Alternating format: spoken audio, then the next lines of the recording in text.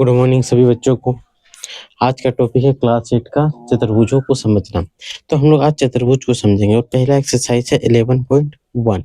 तो 11.1 में जो जो चीज उपयोगी है उसी के बारे में हम लोग जानेंगे और इससे पहले जो है कुछ चीजें हमें बताया गया है उसे हम लोग जानेंगे, ठीक है, ताकि चतुर्भुज से रिलेटेड कुछ भी छूटे नहीं। कुछ भी छूटने का मतलब है हर एक चीज आपको पता होना चाहिए, ठीक है। अगर अच्छा लगे तो ही लाइक और सब्सक्राइब करना, नहीं तो नहीं करना। तो चलो शुरू करते हैं। तो पहली बात क्या, किसी भी आकृति को देखकर उसका नाम लिखना।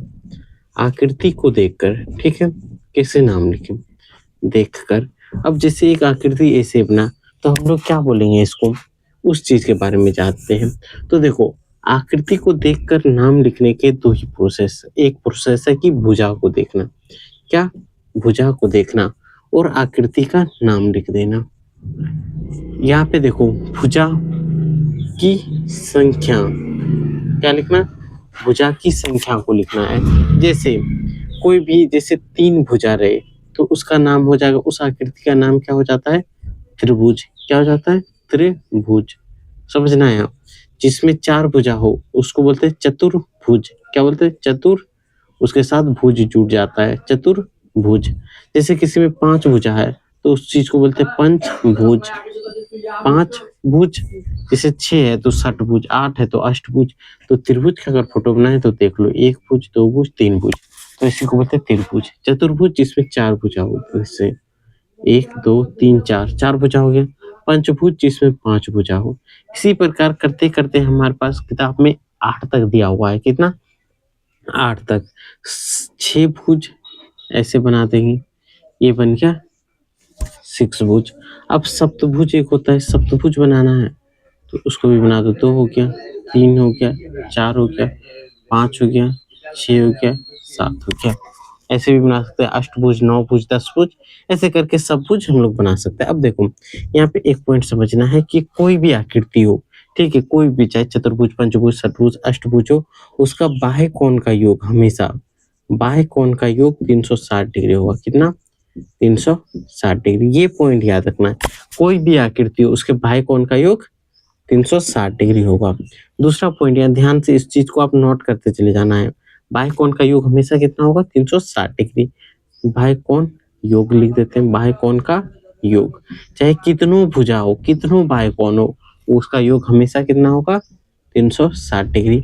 अब किसी भी आकृति का, किसी भी आकृति का अगर अंतःकोण का योग निकालना हो, अंतःकोण का योग, अंतःकोण का योग निकालना हो तो क्या लिखेंगे, n-2 इंटू 100, 180।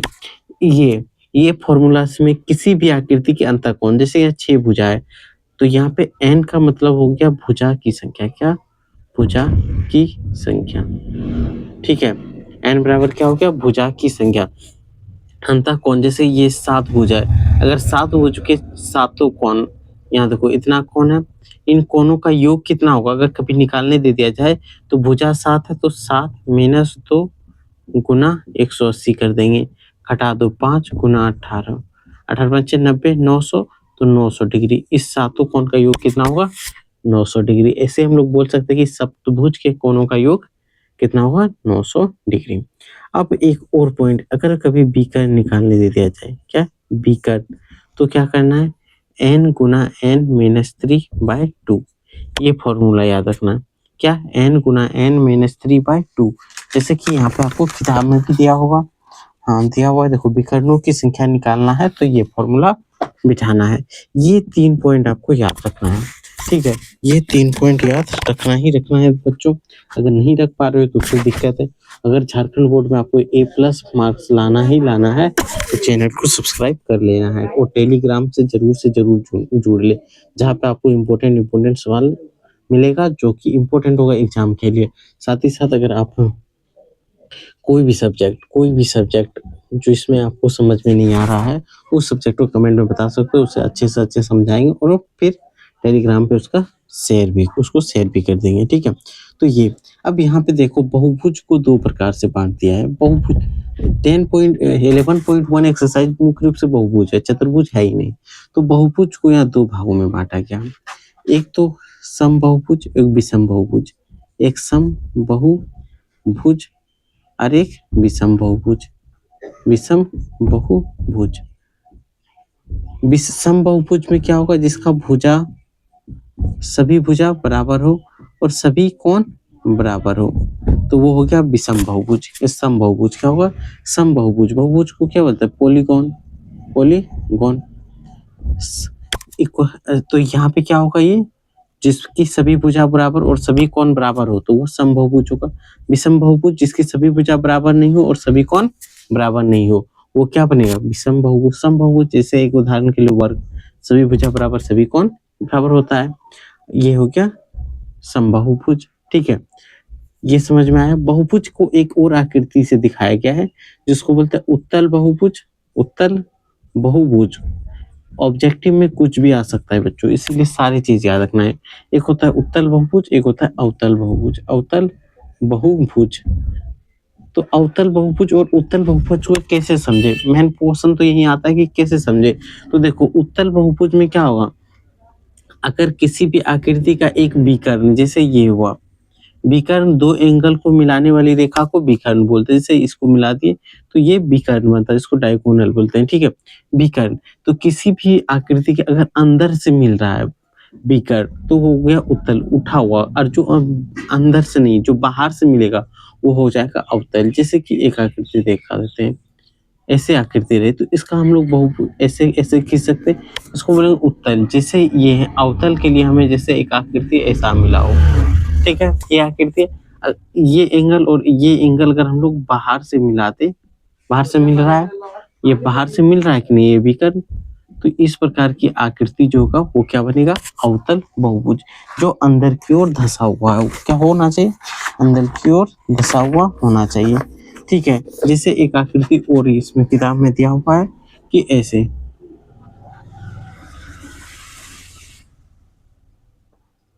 ठीक है, ऐसे, और यहाँ से ऐसे दिया रहे, इसको यहाँ से अगर हम बाहर से मिला रहे हैं तो ये भी क्या बन जाएगा, वो क्या बनेगा, अवतल, अवतल बहुभुज, अवतल बहुभुज। ठीक है, अगर अंग्रेजी लिखना है तो इसको बोलते हैं कॉनकेव, कॉनकेव पॉलीगन, पॉलीगन। ठीक है, पॉलीगन। और इसको क्या बोलेंगे, अगर उत्तल को बोला जाए तो कॉन्वेक्स, क्या बोलते हैं इसको, कॉन्वेक्स पॉलीगन, पॉलीगन। ये आपको इंग्लिश और हिंदी दोनों याद रखना है। बहुभुज को तो पॉलीगन बोलते हैं, कोई दिक्कत अगर है तो आप बता सकते हो।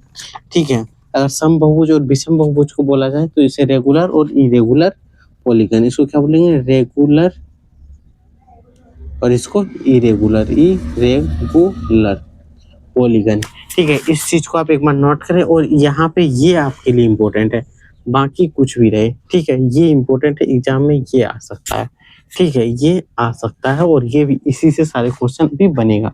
चलो हम लोग क्वेश्चन को अब स्टार्ट करेंगे, इससे पहले आप एक बार इसको नोट कर लें। ठीक है, नहीं तो हम लोग मिटाते हैं। A+ लाना है तो बच्चों ध्यान से देखो, अगर नहीं लाना है तो फिर आप एक से दूसरे चैनल, दूसरे से तीसरे ढूंढते रहोगे। ठीक है, तो चलो हम लोग शुरू करते हैं। 10.1 एक्सरसाइज का पहला क्वेश्चन क्या है, तो देखो पहला क्वेश्चन जो है वो आकृति दिया हुआ है, उस आकृति को हमें हल करके निकालना है। तो देखो पहला आकृति ऐसे दिया है, ठीक है, यहाँ पे दिया है 140, यहाँ पे दिया है ऐसे 120, और यहाँ पे दिया हुआ है डिग्री x। तो हमें बाई कोण निकालना है। ठीक है, बाई कोण, या तो आप नाम बिठा सकते हो, क्या बिठा सकते हो, नाम, या तो यहाँ से देखो ABCD, इधर भी है E, यहाँ पे नहीं है ERF, ऐसे बिठा सकते हैं।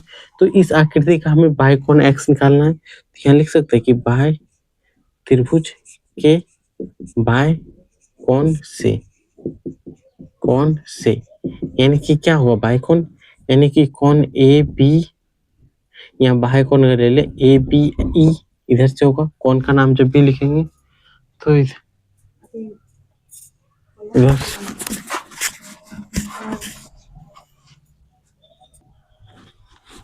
ठीक है, तो देखो यहाँ बाई कोण से, तो बाई कोण से हम लोग क्या लिख सकते हैं, तो देखो ए बी ई बाय कॉन, कभी भी कौन अगर नाम लिखना हो तो देखो ऐसे रहे ए बी सी डी। अगर हमें ये कौन लिखना है बच्चों, तो देखो ये कौन यहाँ पे बन रहा है, तो कौन जब भी लिखेंगे ए बी डी, देखो यहाँ पे ध्यान से समझना है, ए बी डी यहाँ लिख सकते हैं ए बी डी, या तो हम लोग इधर से भी शुरू करके लिख सकते हैं क्या डी बी ए, ये दो चीज में किधर से लिख सकते हैं, लेकिन कौन जब यहाँ पे बन रहा है तो इसका नाम आना जरूरी है, बी हमेशा बीच में। अब ये मत लिख देना कि बी ए डी, बहुत सारे बच्चे ऐसे कर देता है, बी ए इधर लिखा फिर डी, इसका मतलब क्या हो, बी ए गया फिर डी गया, क्या इधर लाइन है, नहीं है, तो ये गलत हो जाएगा। अगर कभी आप लिख देते हो डी ए बी, अब इसी को लिख दोगे डी ए बी, क्या डी ए बी यहाँ पे कोई कौन बन रहा है, नहीं, ये भी गलत हो जाएगा, लेकिन ये दोनों सही होगा। एकदम ध्यान से समझना, बहुत सारे बच्चे क्लास 7 8 9 10 उसको कौन लिखने नहीं आता है, तो कैसे लिखोगे, तो ऐसे ही इसे लिखना है। तो चलो कौन लिखने से समझ गए, तो हम लोग ये कौन ले रहे हैं, तो यहाँ से इधर आ रहा है, तो ए बी ई क्या लिखेंगे, कौन ए बी ई प्लस कौन, अब देखो इधर का कौन क्या लेंगे, बी डी सी, इधर आ रहा है तो बीच में डी है, तो इधर लिख सकते हैं बी डी सी प्लस कौन, इधर से आ रहा है बी, अब देखो इधर यहाँ पे कौन बन रहा है, तो इधर से ले सकते हैं या तो इधर से, बी ई एफ क्या लिखेंगे, B E F is equal to 360 degree, क्योंकि बाय कौन का योग 360 डिग्री होता है, इसका वैल्यू दिया 140, इसका x और इसका 120 बराबर 360, तो कौन x बराबर क्या होगा 360 माइनस 140 120, तो 260 में होगा। अब x बराबर 100 क्या होगा, x is equal to 100 degree, 360 में 260 हटाएंगे तो 100 डिग्री, ये होगा कि नहीं। तो क्वेश्चन नंबर 1 यहाँ से कंप्लीट हो गया। क्वेश्चन नंबर 2 देखो, क्वेश्चन नंबर 2 क्या है, सेम यही चीज है, फोटो बनाया हुआ है, जैसे जैसे बना हुआ है वैसे बनाएंगे, एक इधर से एक इधर से एक इधर से, ठीक है।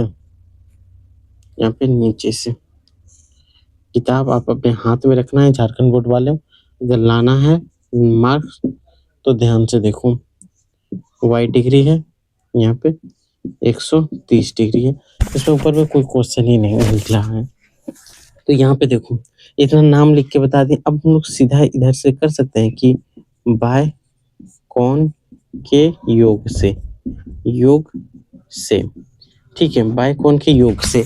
अब तो ऑब्जेक्टिव क्वेश्चन होता है, इतना करके भी दिखाओ, ठीक है, नहीं भी दिखाओगे तो शॉर्ट में क्या लिख देना है कि y प्लस यहाँ क्या है 95 डिग्री प्लस यहाँ कितना है 130 था ना, 130 डिग्री बराबर 360 डिग्री, एकदम शॉर्ट में करूँ, इन दोनों को जोड़ो, y प्लस इसको जोड़ेंगे तो कितना होगा 0 और 5 जोड़ेंगे तो 5, सॉरी 0 5 जोड़ेंगे तो 5, 13 9 22 यानी 225 डिग्री बराबर 360।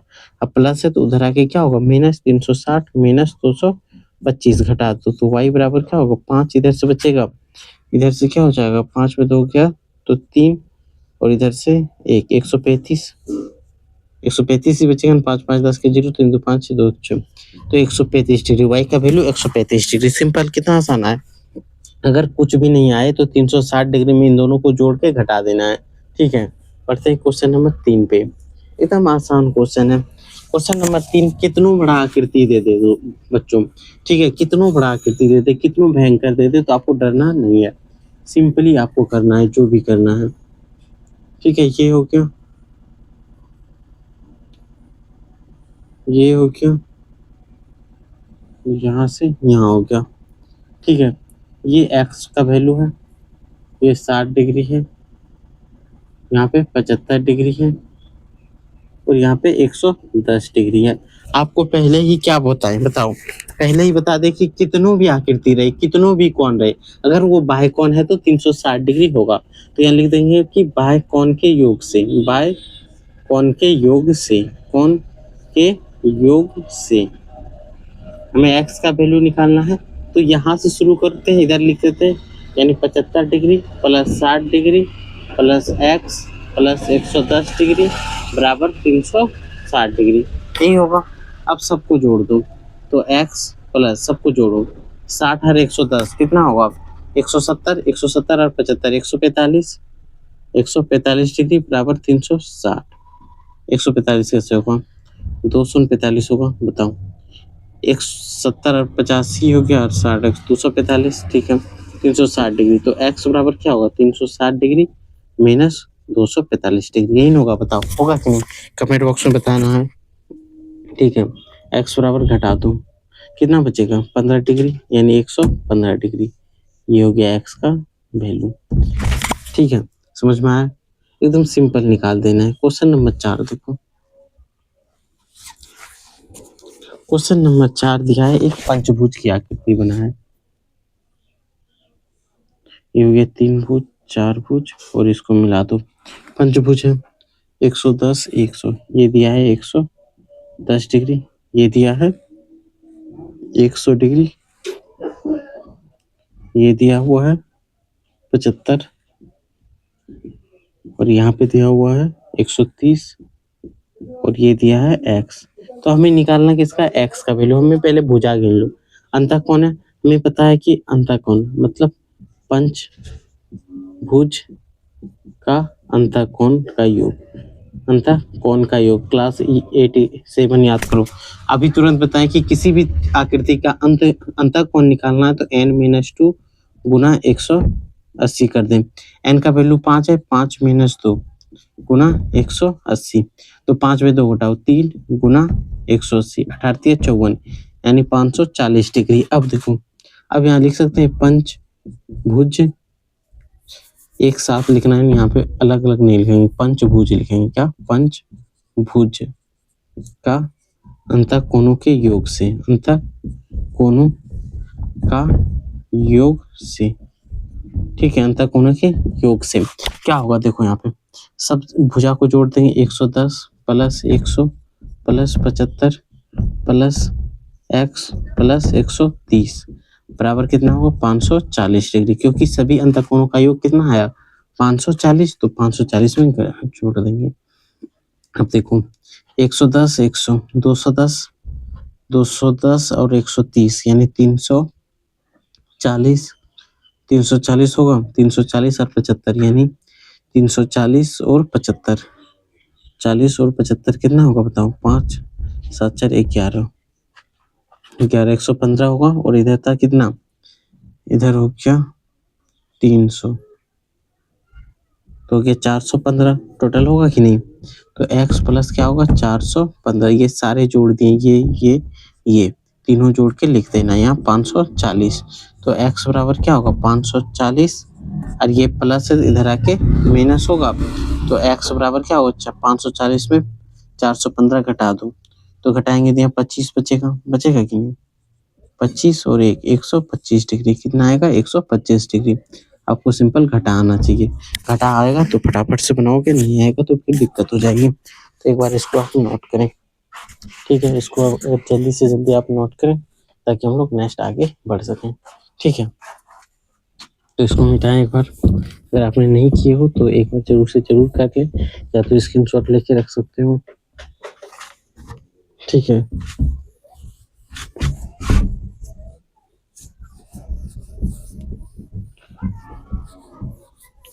तो चलो, अब हो गया था क्वेश्चन नंबर कितना तक, 4 तक हो गया था ना, क्वेश्चन नंबर 4 तक हो गया था। अब आ जाते हैं क्वेश्चन नंबर 5 पे।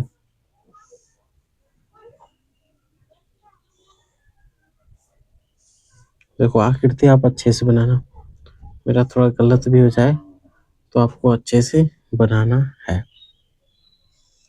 ठीक है। ऐसे ही है, यहाँ पे है 45 डिग्री, यहाँ पे है फिर 45 डिग्री, ठीक है, यहाँ पे है 75 डिग्री, यहाँ पे है x, यहाँ पे है 80 डिग्री और यहाँ पे है 75 डिग्री। अब सिंपल कोई भी आकृति हो, हमें पता है कि बाई कोण है तो बाई कोण का योग 360 डिग्री होगा, तो लिखेंगे आकृति के बाई कोण के योग से, बाई कोण के योग से, तो बाई कोण के योग से जोड़ रहे हैं, तो सिंपल यहाँ से स्टार्ट करें तो लिख सकते हैं 45 degree plus 45 degree plus 75 degree plus x degree plus 80 plus 75 बराबर 360 डिग्री होगा।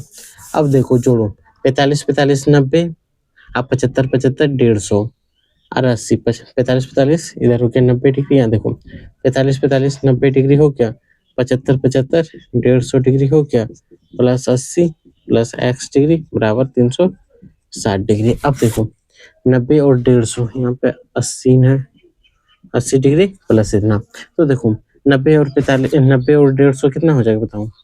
90 और 150 240 होगा, 240 और 80 320, 320 होगा। अच्छे से आप एक बार जोड़ के हमको भी बताना कमेंट बॉक्स में, बराबर 360 डिग्री। तो x बराबर क्या होगा, 320 जोड़ में इधर आके घटा में होगा होगा तो x का वैल्यू 40 डिग्री, कितना 40 डिग्री। ये हो गया इसका आंसर। कोई दिक्कत ये आई, एक कितना आसान है, सारे क्वेश्चन ही आसान है बच्चों। अगर ध्यान से एक बार कॉन्सेप्ट क्लियर कर लोगे तो सारे क्वेश्चन आराम आराम से बना लोगे। क्या आप 6 नंबर बना सकते हो सेम इसी प्रकार की आकृति है 6 नंबर में, तो वो आप खुद से बना के इसका आंसर कमेंट बॉक्स में बताना है। ठीक है, कमेंट बॉक्स में जरूर बताना है। अगर समझ में आ गया तो एक चीज का कमेंट में इसका आंसर बताना है, बाकी सारे आपको बता देंगे। ठीक है, तो ये आपको कमेंट बॉक्स में बताना है। तो देखो अगला बढ़ते हैं। ठीक है, एक ही क्वेश्चन आपको दिया कि कमेंट बॉक्स में बताना है ताकि वीडियो बड़ा ना हो जाए। सिंपल है, आकृति अगर देखा हो तो आकृति आपको तो दिखता ही होगा, किताब आपके पास होगा। 5 नंबर और 6 नंबर सेम यही प्रोसेस करेंगे, 360 में घटा देंगे। इसमें थोड़ा सा दिमाग लगाना है आपको।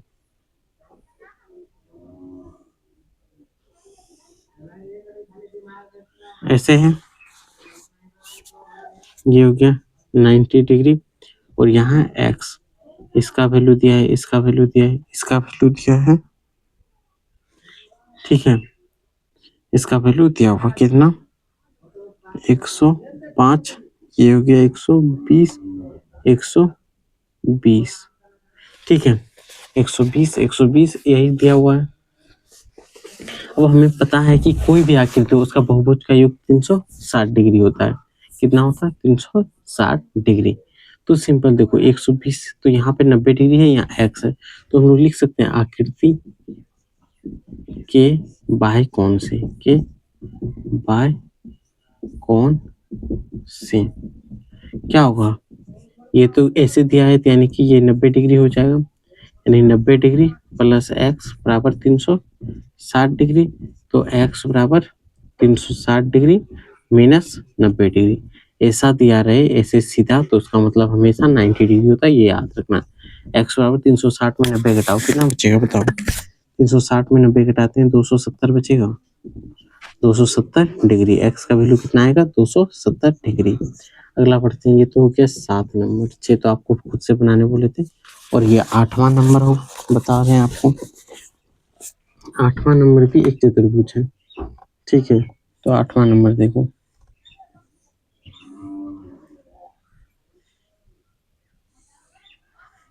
ये है और यहाँ पे x है, यहाँ पे 75 डिग्री है। ठीक है, और ये है ऐसे है, ऐसे है, ऐसे है। तो देखो बच्चों, ये अगर बाय कोण को हटाते तो ये क्या बनेगा, एक प्रकार का ये जो बन जाएगा, तो आपको बता दें कि ये बन जाएगा कितने समांतर चतुर्भुज, और समांतर चतुर्भुज के समूह कौन बराबर होता है, जो कि हमें नेक्स्ट पार्ट में पढ़ना है 11.2 एक्सरसाइज में। लेकिन यहाँ पे दिया है तो आप याद रखना कि ए बी सी डी और यहाँ ए, तो यहाँ लिख देंगे कि ये समांतर, ये और ये दोनों भुजा बराबर, ये और ये दोनों भुजा बराबर, तो वो समांतर चतुर्भुज बन जाएगा। तो समांतर चतुर्भुज की सम्मुख भुजा से, की सम्मुख भुजा से, सम्मुख भुजा क्या होगा, तो देखो ये 75 डिग्री बराबर क्या होगा बी सी डी बराबर भी 75 डिग्री, यानी कि ये दोनों भुजा क्या होगा बराबर, यानी कि यहाँ पे लिख सकते हैं कौन ए बराबर कौन बी सी डी बराबर 75 डिग्री। ये जब 75 डिग्री बन गया तो आपको रैखिक युग्म पता है, रैखिक युग्म क्या होता है, क्लास 7 में अगर याद नहीं है तो याद रखना कि एक सीधी सड़क पर कोई इंसान ऐसे झुक जाए तो इधर और इधर दोनों का कोण मिला देंगे तो 180 डिग्री बनेगा। ठीक है, अगर तीसरा इंसान यहाँ से आ जाए तो तीनों का कोण 180 डिग्री बनेगा, ये और ये तीनों के मिलने से 180 डिग्री बनता है। तो यहाँ से लिख सकते हैं बी सी डी, कौन बी सी डी प्लस कौन बी सी ई, ये ई है दोस्तों, कौन बी सी ई बराबर 180 डिग्री किससे होगा, तो ब्रैकेट में लिख दो रैखिक युग्म से, युग्म से। ठीक है, अब इसका वैल्यू तो हमें 75 डिग्री पता है, इसका वैल्यू हमें निकालना है, इसका वैल्यू x है तो x बराबर 180 डिग्री, तो x बराबर 180 डिग्री माइनस 75 डिग्री, क्लास 7 याद करो आप, 5 डिग्री बचेगा यानी 105 डिग्री, यही तो इसका आंसर होगा। क्या होगा बच्चों, 105 डिग्री। ठीक है, अब बढ़ते हैं क्वेश्चन नंबर आगे, नेक्स्ट क्वेश्चन नंबर 9 और 10, यानी कि सारे क्वेश्चन ही था। क्वेश्चन नंबर 9 देखो क्या है, बोला गया कि आयत के सभी अंतःकोणों का योग ज्ञात कीजिए। आयत में कितना भुजा होता है, 4, तो आयत के निकालना बोला है, ज्ञात करने बोला है, तो चलो ये आयत बन गया। तो हमारे पास क्या सूत्र है, n गुना n, देखो आयत के अंतःकोण का योग, ये हमें पता है अंतःकोण का योग ज्ञात करना है, तो हमें पता है कि अंतःकोणों का योग बराबर n-2 गुना 180 डिग्री होता है। तो n का भुजा कितना है, n बराबर भुजा होता है 1 2 3 4, तो 4 - 2 गुना 180 डिग्री, 4 में 2 घटाओ 2, 2 गुना 180 डिग्री, तो गुना करेंगे 360 डिग्री, क्या आएगा 360 डिग्री। अगर 10वां नंबर का बात किया जाए, वर्ग के सभी बाह्य कोणों का योग ज्ञात करें, तो वर्ग के सभी बाह्य कोणों का योग ज्ञात करना है, तो सिंपल हमें पता है कि बाह्य कोण का योग कितना होता है, 360 डिग्री होता है, चाहे कोई भी आकृति हो उसका बाह्य कोण का योग कितना होगा बच्चों, 360 डिग्री। तो इसका भी आंसर 360, इसका भी आंसर 360 डिग्री ही होगा। ठीक है, कोई दिक्कत इतना समझने में, अगर ये सारी बातें आपको समझ में आ गया हो तो आप लाइक और सब्सक्राइब जरूर करके जाना है, ताकि नेक्स्ट वीडियो आपके लिए और भी बेहतर ला सके। ठीक है, इससे बस इतना ही, फिर हम लोग नेक्स्ट वीडियो में मिलेंगे, तब तक आप लाइक और सब्सक्राइब, साथ ही साथ टेलीग्राम जरूर से जरूर ज्वाइन कर लें।